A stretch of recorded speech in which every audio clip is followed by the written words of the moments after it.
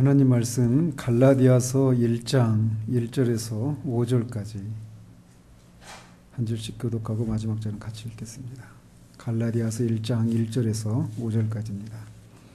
사람들에게서 난 것도 아니요 사람으로 말미암은 것도 아니요 오직 예수 그리스도와 그를 죽은 자 가운데서 살리신 하나님 아버지로 말미암아 사도된 바울은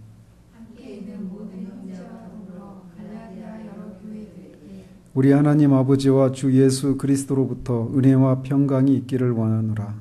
그리스도께서 하나님이고 우리 아버지의 뜻을 따라 이 악한 세대에서 우리를 건지시려고 우리 죄를 대속하기 위하여 자기 몸을 주셨으니 영광이 그에게 세세토록 있을지어다. 아멘.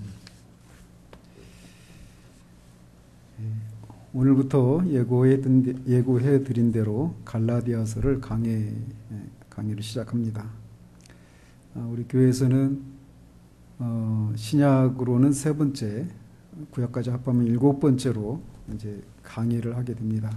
강의 설교가 설교하는 입장에서는 쉬운 게 아닙니다. 그리고 강의를 시작하면 지금 에베소서도 지금 94번인가 95번째 했잖아요. 갈라디아서도 얼마나 할지 모르겠어요. 에베소서만 그렇게 상세하게 그렇게 많이는 아니겠지만 아무튼 1년 넘게 아마 하게 될 건데, 또 오후 예배에 이제 이번 주부터 또 웨스트민스터 신앙 고백서를 하려고 그러거든요. 그것도 1년이 넘어요.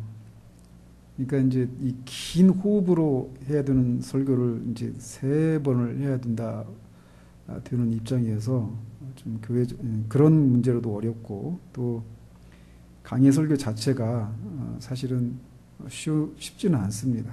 그런데 이제 돌아보면 설교자가 이 강의 설교를 하면서 저도 설교자도 배우고 성장하게 되는 그런 것을 보게 돼요. 그래서 저도 이제 갈라디아서를 하면서 그런 기대를 가지고 두려운 마음도 있지만 아무튼 그렇게 좀 시작을 하려고 합니다. 이 종교개혁자 마틴 루터는 이 갈라디아 서신은 곧 나 자신의 서신이다. 나는 이 서신과 마치 결혼한 듯한 기분이다. 이것은 나의 사랑 캐서린이다. 이렇게 말을 했다고 그럽니다. 캐서린은 그의 부인이에요. 그가 그렇게 말할 정도로 루터에게 있어서 갈라디아서는 성경 중에 가장 으뜸인 책이다. 이렇게 말을 했던 책이 갈라디아서라고 합니다. 이 종교개혁의 선두에 섰던 루터에 의해서 교회에서 중세 천년의 교회 안에서 잊혀져 갔던 교리인 오직 믿음으로 말미암아 의롭다함을 받는다라고 하는 이신칭의 교리가 재발견하게 되는데, 이 교회가 서고 넘어짐의 교리라고 불렸던 이 이신칭의 교리를 재발견하게 된 책이 바로 이 갈라디아서입니다. 그렇기 때문에 갈라디아서는 종교개혁의 구호, 또 종교의 자유의 대헌장, 혹은 기독교의 독립선언, 이런 식으로 불렸던 그런 책입니다. 바로 그런 책을 이제부터 시작하려고 합니다.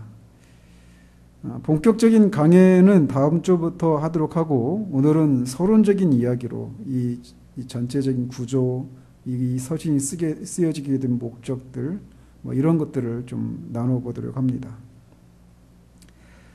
이 책의 저자는 바울 사도라고 하는 것에 대해서 거의 이견이 없습니다. 우리말 성경에는 이 바울은이라고 하는 말이 1절에 맨 뒤에 있는데, 원어로는 바울 이렇게 하면서 이렇게 시작되거든요. 바울 하면서 사람들에게 난 것도 아니요 사람으로 말미암은 것도 아니요 하면서 바울이라고 하는 사람을 뒤에서 설명해 주는 방식으로 시작이 돼요. 그래서 첫 번째 단어가 바울 이렇게 시작되는데, 그런 면에서 이 갈라디아서의 저자가 사도 바울이라고 하는 것에 대해서는 견해 차이가 거의 없습니다.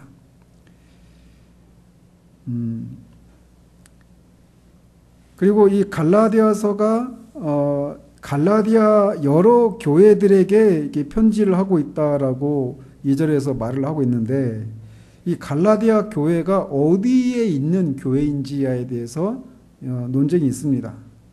즉 갈라디아 교회라고 할 때 갈라디아라고 하는 지역에 살고 있는 교회인지, 다른 지명처럼 에베소에 있는 교회, 에베소라고 하는 지역에 있는 교회인지, 아니면 갈라디아 사람들이라고 하는 그런 사람들을 향해서 그 사람들 안에 있는 교회인지에 대해서는 논쟁이 있어요.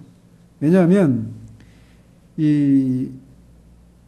오늘날 터키 지역이 옛날에는 다 아시아 지역이라고 불렸거든요. 소아시아. 그런데 그 터키 지역의 북부에 그 당시에 갈라디아라고 하는 민족이 있었다고 합니다. 갈라디아라고 하는 그런 민족이 살고 있어서 그 사람들을 가리키는 것인지, 아니면 갈라디아라고 하는 지명이 있었어요. 그래서 이 북부와 남부를 아우르는 그 넓은 지역에 남북으로 걸쳐 있는 그 지역을 갈라디아라고 하는 이 지명으로 불렸단 말이죠. 그래 로마의 속주였어요. 그런데 이제 그런 논쟁들이 있는데 아마도 이 후자 그 로마의 속주였던 갈라디아라고 하는 지역에 세워진 교회를 향해서 이 편지를 쓰고 있다라고 일반적으로 그렇게 여겨지고 있습니다. 바울은 이 1차 전도 여행 때 이 지역에, 이 갈라디아 지역에, 이 갈라디아 남부 지역에 복음을 전했었던 적이 있는데, 그 교회를 향해서 지금 쓰고 있는 편지가 갈라디아서다, 이렇게 일반적으로 그렇게 여겨지고 있어요. 그래서 이 편지가 언제 쓰여졌는가 라고 하는 것은 이 편지 자체에 있는 정보를 통해서도 어느 정도 추정을 할 수 있습니다. 그 중에 한 가지 단서가 될 만한 것은 이 갈라디아서 안에서 갈라디아서에서 다루고 있는 중요한 주제에 대해서 사도행전 15장에 보면 이 최초의 공의회였던 예루살렘 공의회가 처음으로 모입니다. 공의회라고 하는 것은 교회 지도자들이 모여서 성경에서 우리가 무엇을 믿어야 하는지 이런 교리들, 이런 것들을 정하는 큰 교회 모임이다, 이렇게 생각하시면 돼요. 그런데 그 이후로도 공의회가 여러 번 있었죠. 콘스탄틴, 니케아, 다 이렇게 중요한 교리들이 나올 때 다 그 공의회에서 결정이 되었는데, 최초의 공의회가 예루살렘 공의회였어요. 근데 거기 그 공의회가 이렇게 모여지게 된 이유 중에 하나가 무엇이냐면, 이방인들이었다가 그리스도인이 된 사람들이 할례를 받고 또 모세의 율법을 지켜야 한다라고 주장했던 그런 바리새파 출신의 그 유대인들 때문에 그 문제를 논하기 위해서 모였던 것이 예루살렘 공의회였어요. 그래서 예수 그리스도를 믿음으로만 그리스도인이 되는가, 아니면 이 예수 믿음으로만 충분하지 않고 할례를 포함한 모세 율법을 지켜야만 완전한 그리스도인이 될 수 있는가, 이거를 상의했던 모임이 사도행전 15장에 기록되어 있는 예루살렘 공의회였단 말이죠. 근데 그 공의회에서 내린 결정을 15장 28절 29절에서 이렇게 요약하고 있어요. 성령과 우리는, 여기서도 알 수 있는 것처럼 사람들이 모여서 이 공의회에서 당시 사도들이 모여가지고 이런 결정을 내렸는데, 우리는 이렇게 시작하지 않고 성령과 우리는 이렇게 얘기하고 있어서 이때 결정된 이 내용이 성령의 인도하심을 통해서 결정된 것이라고 하는 것을 말해주고 있어요. 그러면서 이렇게 말하고 있습니다. 성령과 우리는 이 요긴한 것들 외에는 아무 짐도 너희에게 지우지 아니하는 것이 옳은 줄 알아노니, 우상의 제물과 피와 목매어 죽인 것과 음행을 멀리할지니라. 이에 스스로 삼가면 잘 되리라. 평안함을 원하노라. 이렇게 그 회의 내용을 편지를 보내서 바울과 실라 편으로 이 이방인 지역에 있는 그 그리스도인들 교회에게 보내게 합니다. 즉 그 편지 내용이, 그 공의의 결정이 뭐냐? 한 사람이 그리스도인이 되는 데에는 오직 예수 믿음만으로 충분하다라고 하는 내용이었어요. 그러니까 그 공회가 모여지게 된 그 문제가 되었던 할례를 포함한 모세 율법을 지켜야만 진정한 그리스도인이 될 수 있다. 이 주장을 기각한 거죠. 그런데 그 공의회가 모였던 횟수가 주후 48년 내지는 49년이었어요. 그런데 이 갈라디아서에서는 갈라디아서의 주제도 바로 그거거든요. 갈라디아 교회가 가지고 있는 문제가 바로 그 문제였단 말이에요. 그런데 그 문제를 이 갈라디아서에서 48년 내지 49년에 있었던 이 공의회 결정사항을 여기서 언급하고 있잖아요. 그 얘기는 그 전에 갈라디아서가 기록이 되었다. 이렇게 주장할 수 있는 거죠. 그죠? 공의회 전에. 그리고 실제로 바울은 이 갈라디아, 남부 갈라디아 지역에 47년에서 48년 사이에 복음을 전합니다. 그러니까 이 갈라디아서는 복음을 전한 후, 그리고 사도행전 15장 기록된 예루살렘 공의회가 있기 전, 그 사이에 쓰여졌다. 이렇게 추측할 수 있죠. 말씀드린 것처럼 갈라디아 교회는 사도가 주후 47년 내지 48년에 복음을 전해서 생겨난 교회입니다. 그런데 그 교회에 위기가 닥쳤어요. 그것은 뭐냐?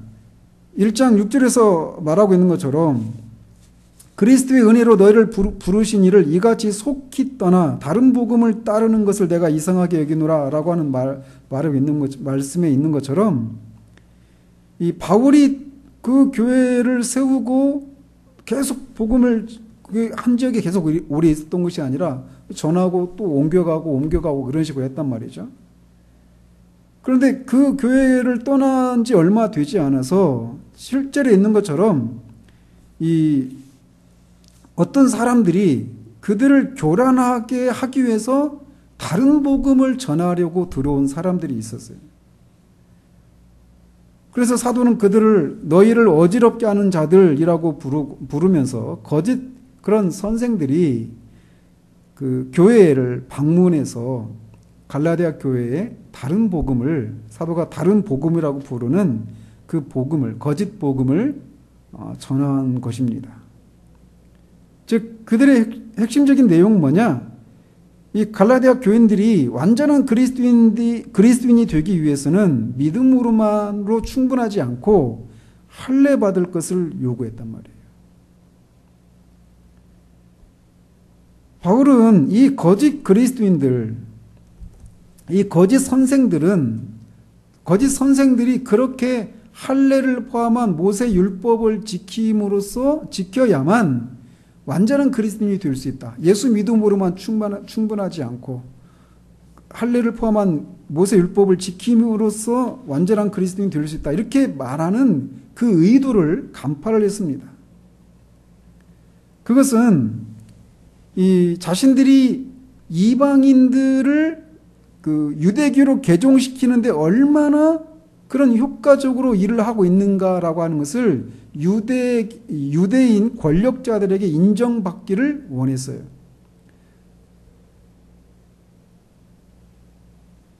유대인 기득권층은 이 거짓 선생들이 이방인을 유대인으로 만들고 있다는 사실을 인정하기 때문에 그 유대인들로부터 이 거짓 선생들은 핍박을 받지 않았습니다.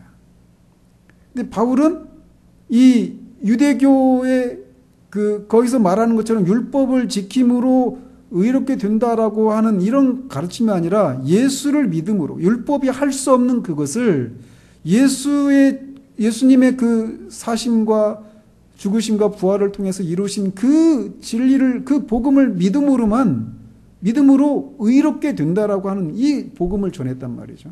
그래서 유대인들로부터 심한 핍박을 받고 있었단 말이에요. 그런데 이 거짓 선생들은 그 바울을 핍박하는 유대인 기득권 층들로부터 인정을 받았단 말이에요. 자신들은 모세 율법을 해치는 것이 아니라 모세 율법을 지키도록 전해서 이방인들을 유대인으로 개종시키는 일들을 하고 있다. 이렇게 얘기했기 때문에. 그러면서도 동시에 이 예수를 믿는 것에 대해서도 얘기를 했거든요. 그러면서 이 자신들을 지도자로 하는 그런 새로운 분파를 만들어서 그들로부터 어떤 명성을 얻게 됐어요. 사람들로부터 인정받는 거죠.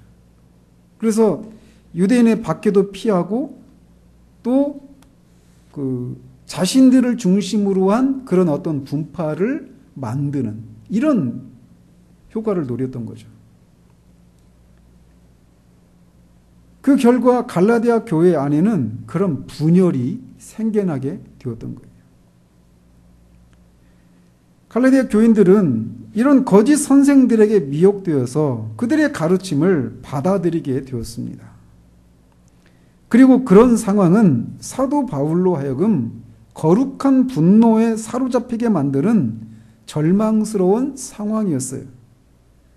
그럼에도 불구하고 그가 절망스러운 상황이긴 했지만 그 상황이 전혀 소망이 없는 상황이었다라고도 생각하지 않았어요. 만약 그렇게 생각했다면 그냥 포기했겠죠. 그런데 그런 상황 가운데 있는 사람들에게 오직 예수 그리스도를 믿음으로만 완전한 그리스도인이 될 수 있다라고 하는 이 복음을 다시금 그들에게 이제 논증을 하는 겁니다. 그 논증을 어떤 방식으로 했는지 큰 그림을 이제 오늘 말씀을 드리고 다음 주부터는 상세하게 말씀을 드릴 거예요.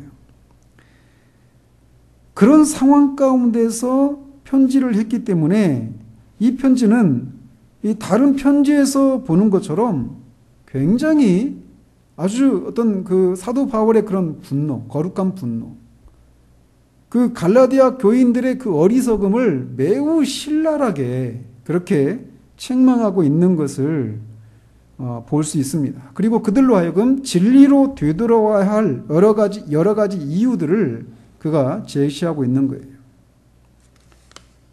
그래서 이 연약한 교회에 다른 복음을 전하는 자들을 향해서 사도는 무시무시한 저주를 합니다. 갈라디아 교회가 이런 상황에 처해 있었기 때문에 이 편지에서 그가 다루고 있는 것도 그런 상황에 대한 답을 주기 위해서 이 편지를 썼던 것이 당연한 것이죠. 갈라디아 교회에 들어온 거짓 선생들은 두 가지 방향에서 이 갈라디아 교회를 미혹했습니다. 우리가 이 현실 세계에서도 그런 것들을 보죠. 누가 어떤 범죄를 저질렀는데 그 범죄의 피해를 입은 피해자나 또는 그 피해를 입은 그 범죄자가 범죄를 저지른 것을 목격한 증인이 그 사실관계를 막 증언할 때 그 가해자가 그 증언하는 사람을 공격하는 방법이 큰 틀에서 두 가지입니다. 하나는 그가 전하고 있는 내용이 잘못되었다라고 하는 것을 얘기하는 거예요. 그 또 하나는 뭐냐면 그 증언자가 믿을 만한 사람이 아니다라고 하는, 즉 그 사람을 인신공격하는 거죠. 그렇게 말하는데 그 사람이 전에 어떤 일을 했던 사람인지, 어떤 실수를 했는지, 어떤 거짓말을 했는지, 어떤 범죄를 했던 사람인지 이런 것들을 말하면 그 증언하는 사람을 향해서 어떤 사람들이 신뢰를 하지 않게 되잖아요. 그래서 증언하는 사람의 인신공격을 통해서 그 사람의 어떤 권위를, 그 말의 권위를 그런 식으로 해치는 거, 한 가지 방법이 그렇고, 또 하나는 그 사람이 전하는 내용이 가지고 있는 그 허점 또는 잘못된 점, 이런 것들을 지적하는 거예요. 그게 현실 세계 속에서 우리가 흔히 목격하는 것들이죠.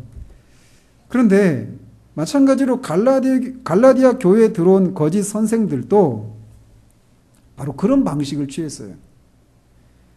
사실 이 갈라디아 교회만이 아니라 뭐 고린도 교회도 그렇고 빌립보 교회도 에베소 교회도 아무튼 초대 이 교회, 사도가 복음을 전해서 세워진 교회들 안에 100이면 100 다 거짓 선생들이, 거짓 가르침을 베푸는 사람들이 들어왔어요. 그리고 그런 거짓 가르침에 의해서 미혹된 사람들이, 회의에 빠져 있는 사람들이 생겨났단 말이죠. 그래서 서신서들은 항상 그런 문제들에 대한 답을 주기 위해서 쓰여졌었는데 이 갈라디아 교회도 바로 그랬어요. 그렇게 말씀드린 것처럼 두 가지 방향에서 공격을 했기 때문에 사도는 그 공격에 방어하기 위한 방어하기 위해서 두 가지 방법을 취합니다. 하나는 자신이 사도다. 나는 진짜 사도다. 라고 하는 것을 변명하는 거예요. 변호하는 거예요. 또 하나는 자신이 전한 이 복음, 이 내용이 진짜 복음이다. 라고 하는 사실들을 입증하는 것입니다. 그래서 사도는 사도 바울이 사도라고 하는 것을 의심하도록 하는 그런 공격들을 한 것이죠. 이 갈라디아 교회에 들어온, 물론 다른 교회들에도 마찬가지였는데, 그래서 사도 바울은 다른 사도들처럼 주님을 3년 동안 따라다니지도 않았잖아요. 그죠? 심지어는 교회를 핍박하기까지 했던 전력이 있었던 사람이었어요. 그리고 부활하신 주님을 다른 사도들과 함께 같이 있는 자리에서 함께 목격하지도 못했어요. 다른 사도들이 있는 자리에서 부활하신 주님을 목격한 게 아니잖아요. 따라서 그런 바울이 과연 사도의 자격이 있는지를 이 갈라디아 교회에 들어온 거짓 선생들이 집요하게 물고 늘어졌던 것입니다. 그렇기 때문에 이 갈라디아서는 사도 바울의 사도성을 변호하는 것이 등장할 수밖에 없는 거예요. 또 거짓 선생들이 갈라디아 교회를 미혹하게 한 또 다른 방법은 사도가 전한 복음 이외에 다른 내용을 첨가하는 것입니다. 그래서 앞에서 말씀드린 것처럼 예수 그리스도를 믿음으로만 의롭게 되지 못하고 할례를 포함한 모세 율법을 지켜야만 의롭게 될 수 있다 하는 그런 내용을 첨가하는 것이죠. 그렇기 때문에 사도는 그들의 가르침이 무엇이 잘못되었는지, 어떻게 의롭다함을 받을 수 있는지에 대해서 논증을 할 수밖에 없는 겁니다. 특별히 하나님으로부터 최초로 의롭다함을 받았던 아브라함이 의롭다함을 받는 것이 거짓 선생들이 주장하는 것처럼 할례를 행함으로 인해서 의롭다함을 받은 것이 아니라 할례 이전에 무할례 상태 가운데 있을 때 하나님의 말씀을, 약속의 말씀을 믿음으로 의롭게 됨으로 믿음의 조상이 되었던 것처럼 우리가 의롭게 되는 것은 믿음으로 되는 것이지 믿음에다가 무엇인가를 더함으로 되는 것이 아니다라고 하는 것을 아브라함의 사례를 가지고 입증을 하는 것이죠. 그래서 그것을 통해서 사도 바울이 갈라디아 교회에게 전한 복음 이외에 다른 복음은 없다라고 하는 것을 논증합니다. 이것이 서신에서 다루고 있는 핵심적인 내용이에요.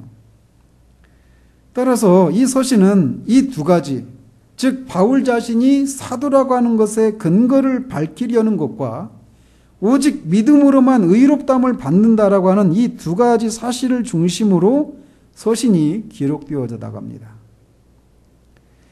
그래서 구조를 간략하게 살펴보면 1장과 2장에서는 사도가 전한 복음이 인간적인 것이 아니라 신적인 기원을 갖고 있고 따라서 그것은 독립적인 것이다라고 하는 것을 밝히고 있습니다.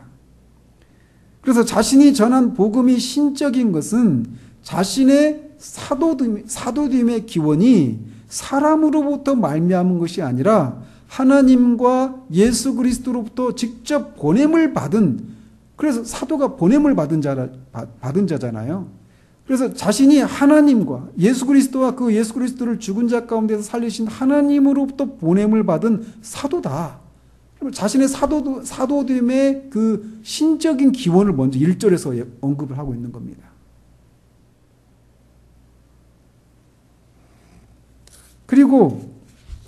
그렇기 때문에 그리고 나서 자신이 전한 복음의 이 내용이 신적인 기원을 가진 것이다 라고 하는 것을 11절 12절에서 이렇게 말을 해요. 형제들아 너희에게 알게 하노니 내가 전한 복음은 사람의 뜻을 따라 된 것이 아니니라. 이는 내가 사람에게서 받은 것도 아니요 배운 것도 아니요 오직 예수 그리스도의 계시로 말미암은 것이라. 이렇게 말하면서 자신이 사도된 것은 예수 그리스도와 하나님으로부터 말미암은 것이다 라고 밝히고 있고, 또 자신이 전한 내용도 예수 그리스도의 계시로 말미암아 자기가 직접 받은 것이지 다른 사람들한테서 배운 게 아니다 라고 하는 내용을 얘기하고 있는 거예요. 근데 이 갈라디아 교회에 들어온 사람들은, 또 다른 교회에 들어온 사람들은 다 누구한테 배웠냐면 사도들, 다른 사도들로부터 배운 것을 전하는데, 거기다가 다른 사도들이 전한 것 플러스 할례와 모세 율법을 지켜야 된다, 이 내용을 첨가하고 있는 거예요. 그러니까 그들의 기원은 사람으로부터 말미암은 것이죠. 사도는, 나의 사도됨의 기원은 사람이 아니다. 그리고 내가 전한 내용도 너희들처럼 다른 사람들한테 배운 내용이 아니라 나는 직접 예수 그리스도로부터 계시를 받아서 이 내용을, 복음을 전하고 있는 것이다 라고 말하고 있는 거예요.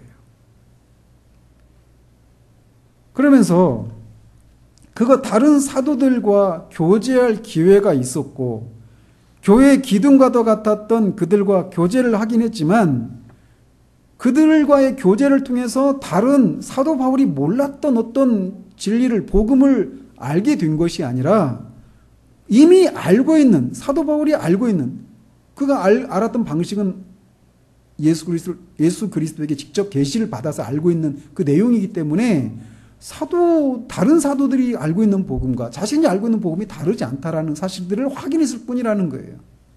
그리고 심지어는 교회 기둥같이 여겼던 베드로가 복음이 아니라 율법주의로 돌아가려고 하는 그런 실수를 했을 때 자신이 책망하기까지 했다 라고 말하면서, 자신이 전한 이 사도됨과 자신이 전한 복음이 너희들이 자랑하는 것처럼 기둥과 같은 사도들로부터 자신들은 가르침을 받았다, 이렇게 얘기하는 거짓 선생들에게 너희들이 기둥같이 여기는 그 사도 중에 하나인 베드로는 복음을 버리고 율법주의로 돌아가는 실수를 범했는데 내가 그때 그를 책망하기까지 했다라고 말하면서, 자신이 사도됨의 신적인 기원, 그리고 전한 복음이 신적인 기원을 갖고 있고 다른 사람들과도 독립적인 예수 그리스도로부터 직접 계시를 받은 내용을 전하고 있다라는 사실들을 1장과 2장에서 논증을 하고 있는 겁니다.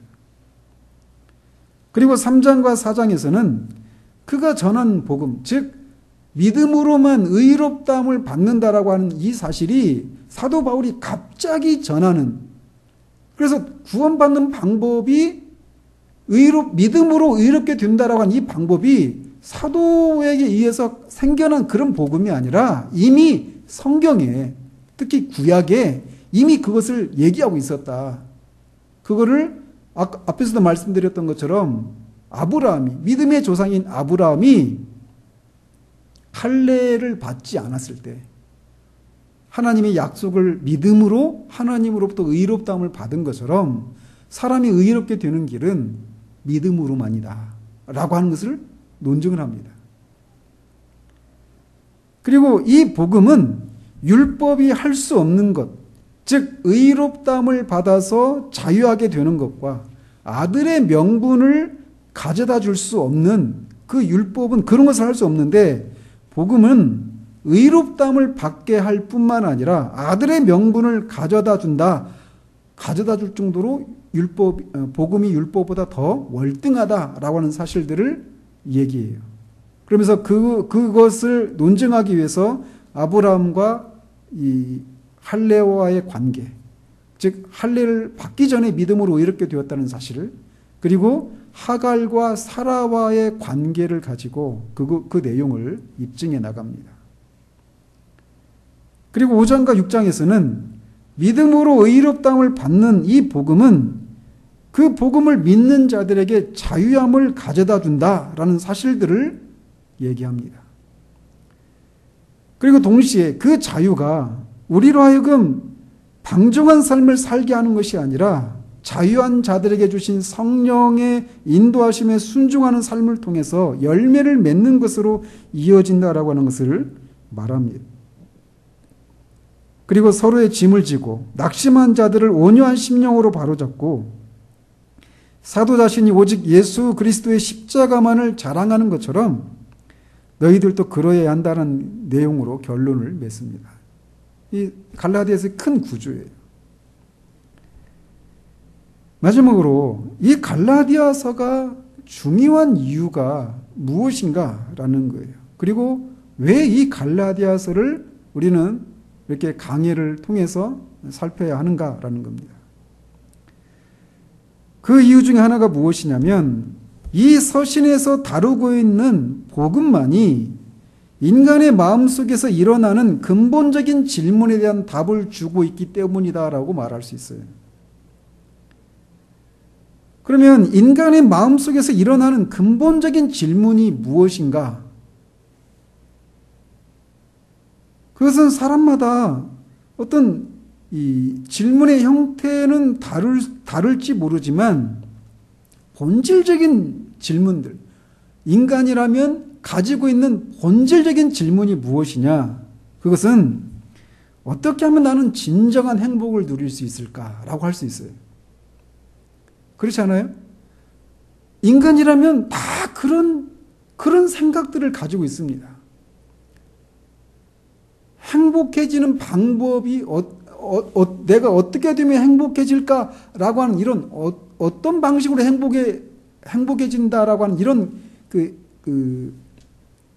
어떤 근거 또는 방법, 이것이 사람마다 다를지 모르지만, 행복의 기준이 사람마다 다를지 모르지만 모든 인간은 이런 질문들을 가지고 있어요.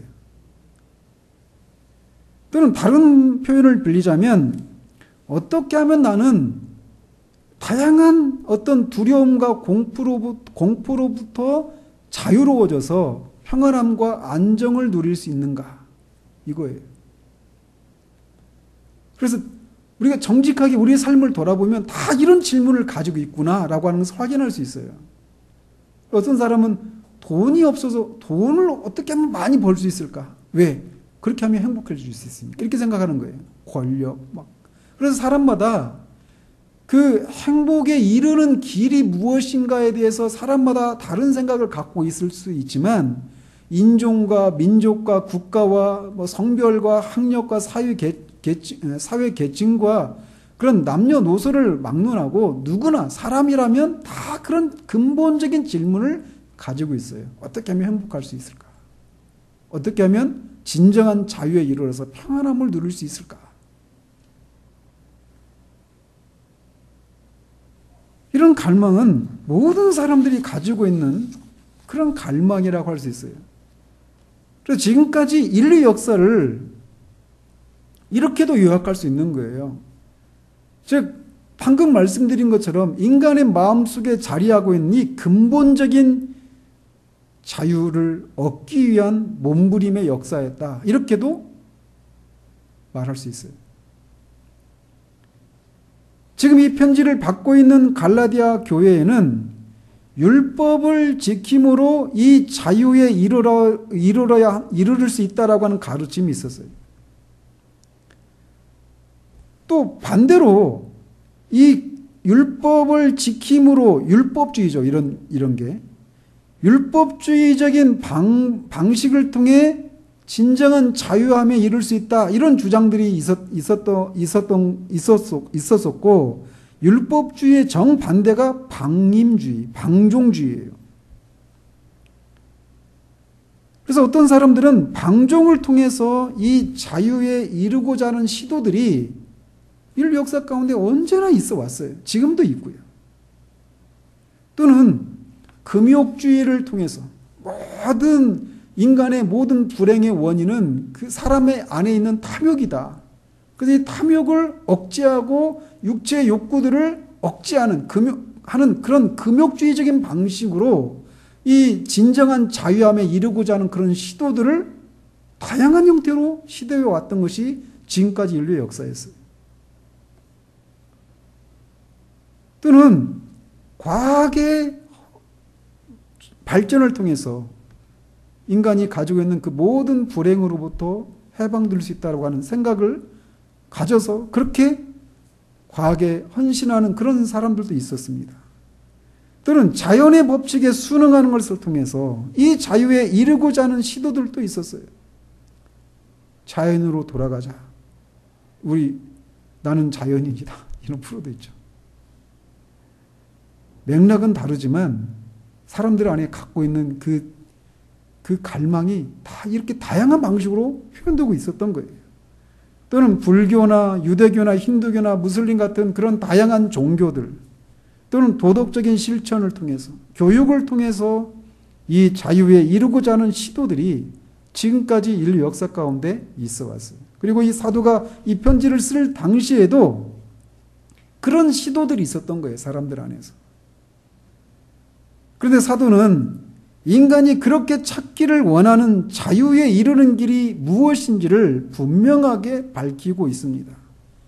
5장 1절에 그리스도께서 우리를 자유롭게 하려고 자유를 주셨으니 그러므로 굳건하게 서서 다시는 종의 멍에를 매지 말라라고 말하고 있어요. 인간이 찾고자 하는 그 자유함에 이르는 길은 우리가 얻을 수 있는 것이 아니라 그리스도를 통해서 가능하다라고 하는 사실들을 얘기해 주고 있는 겁니다.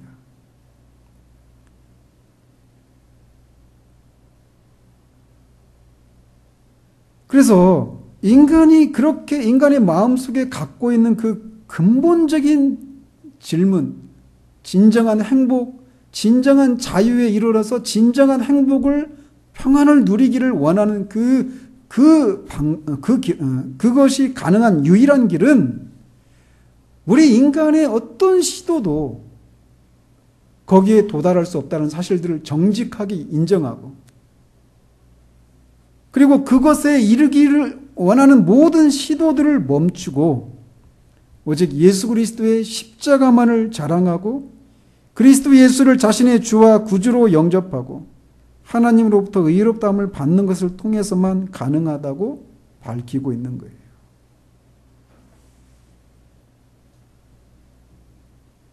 그리스도의 의를 붙잡음으로만 인간이 그토록 갈구하는 진정한 자유함에 이르러서 참된 행복과 평안을 누릴 수 있는 것입니다. 갈라디아서는 그것을 우리에게 말해주고 있어요. 이 그리스도의 의는 우리 밖에서 그리스도께서 십자가의 죽으심과 다시 사심을 통해서 이미 이루어진 것이에요. 우리는 단지 그것을 믿음으로 받아들이기만 하면 되는 것입니다. 그런데 그런 반면 앞에서 언급해드린 인간이 그 진정한 자유함에 이르기를 위해서 취하는 율법주의, 방임주의, 어떤 금욕주의, 신비주의도 마찬가지고 다른 여러 종교들, 다양하지만 그것들은 한마디로 말하면 이렇게 말할 수 있어요. 내가 노력하는 것을 통해서, 내가 어떤 것을 함으로써 그 자유함에 이를 수 있다라고 하는 생각이 그 안에 그 뿌리에 그런 생각들이 자리하고 있는 것이죠. 그래서 루터는 인간이 의롭다함을 받을 때 자유함을 얻을 수 있고 그 결과 진정한 행복을 누릴 수 있는데 그 의에 이르기를 위해서 사람들이 다양한 형태로 그 의를 얻기 위해서 애를 쓰는데 한마디로 말하면 그것은 내가 스스로 무엇인가를 하는 것을 통해서 얻는 의라고 말할 수 있단 말이에요. 그래서 그것을 루터는 능동적인 의라고 불렀어요. 이에 비해서 그리스도의 의는 이미 그리스도를 통해서 이루어 놓은 그것을 우리가 수동적으로 받아들이기만 하는 것입니다. 그런 면에서 그 그리스도의 의를 수동적인 의라고 불렀어요. 그런데 이 인간에게는 수동적인 의를 받는 것은 익숙한 것이 아니라 생소한 것이고 또 자주 있는 것이라고 그는 말합니다. 특별히 우리가 율법의 정죄 아래서 우리가 죄인이고 하나님의 심판 아래 있다는 사실들을 깨닫게 됐을 때 우리의 그런 무력감과 그 부패함을 발견했을 때 우리가 막 그런 두려움이 있잖아요. 그런 두려움에 시달릴 때 우리가 이미 그런 우리를 위해서 십자가에서 이루신 그 그리스도의 의를 받아들이기보다 거기에서 우리가 스스로 무엇인가를 하려고 하는 그런 시도들을 하기가 더 쉬운 것이 우리 인간이라는 거예요. 그렇기 때문에 인간이 가지고 있는 이 원성적인 한계와 특성 때문에 그리스도의 의, 루터의 표현대로 수동적인 의에 대한 이 가르침들을 우리는 자주 배워야 되고 자주 들어야 한다라고 그런 말을 했던 거예요. 우리가 이 그리스도의 의를 붙들 때에만 우리는 진정한 자유를 누릴 수 있는 것입니다. 그런데 이 문제, 즉 바울 당시에 율법주의냐 그리스도의 의로 말미암은 진정한 자유냐라고 하는 문제가 사도 바울 당시에도 제기되고 있었던 것처럼 오늘날에도 여전히 이 문제는 우리에게 제기되고 있는 문제인 거예요. 그래서 이 편지가 기록된 지 거의 2000년이 지났음에도 불구하고 전혀 다른 환경에 살고 있는 우리들임에도 불구하고 여전히 이 문제는 우리들의 현실적인 문제인 거예요. 왜냐하면 본질적으로 똑같기 때문에 그래요. 인간이 어떻게 하면 진정한 자유함에 이르러 진정한 행복을 누릴 수 있는가? 이 문제에 대한 답을 갈라디아서가 제공하고 있기 때문에 이 문제는 21세기 대한민국이라고 하는 사회를 살고 있는 우리들에게도 현실적인 문제라는 사실들을 우리가 기억을 해야 됩니다. 그래서 사도 바울이 그리스도의 의를 믿음으로만 우리가 의롭게 되고 진정한 자유함에 이룰 수 있는데, 그리고 이 갈라디아 교인들이 이미 그것을 믿어서 자유함에 이르렀고 성령을 선물로 받아서 그 자유함을 힘써 누려야 되는데 그 자유함을 빼앗아 가려고 그들을 다시 종의 상태로 떨어뜨리려고 하는 이런 거짓 가르침을 전하는 사람들을 향해서 저주를 받을지어다라고까지 강력하게 얘기하는 거예요. 왜? 그들의 영혼을 노략질하고 있기 때문이에요. 그뿐만 아니라 그들에게 그렇게 그런 은혜를 허락하신 하나님의 영광을 도둑질하고 있기 때문인 거예요. 그래서 이 편지가 그렇게 강력하게 아주 무서운 그런 논조로 시작을 하는 겁니다. 다른 서신들과 달리. 바라기는 이 편지가 루터에게 이 편지가 복음의 대헌장이다. 종교개혁의 대헌장이다. 기독교의 독립선언이다. 이런 명칭이 붙었었는데 왜 그러한지를, 왜 그런 별칭이 붙을 수밖에 없는 그런 서신인지를 우리가 알아서 그리스도를 통해서 우리에게 주신 그 자유함들을 우리가 우리의 삶 가운데서 실제로 누리는 것을 통해서 그것을 찾고 있는 사람들에게, 또 이미 가졌음에도 불구하고 거짓된 가르침에 미혹되어서 누리지 못하고 있는 이 갈라디아 교인과 같은 사람들이 오늘날 저는 진지한 그리스도인들에게서 저는 보거든요. 그냥 예수를 믿는 게 뭔지에 대해서 그렇게 관심이 없고 그냥 시계추처럼 왔다 갔다 하는 그런 썬데이 크리스찬들에게서는 이런 모습들을 오히려 이런 모습들을 보지 못해요. 오히려 하나님 앞에서 바르게 살려고 하는 그런 사람들이 오히려 이 율법주의의 망령에 사로잡혀서 그리스도께서 이미 주신 그 자유를 누리지 못하는, 그래서 예수 믿고 이미 자유인이 되었음에도 불구하고 종의 역 안에 살아가고 있는 사람들이 이 말씀들을 통해서 이 서신이 우리에게 서신을 통해서 우리에게 서신을 통해서 의도했던 그런 목적들이, 그 목적인 그런 자유함들을 실제로 누리는 일들이 우리들에게 있기를 소망하면서 이 강의를 이렇게 첫 시간 열었습니다. 기도하겠습니다.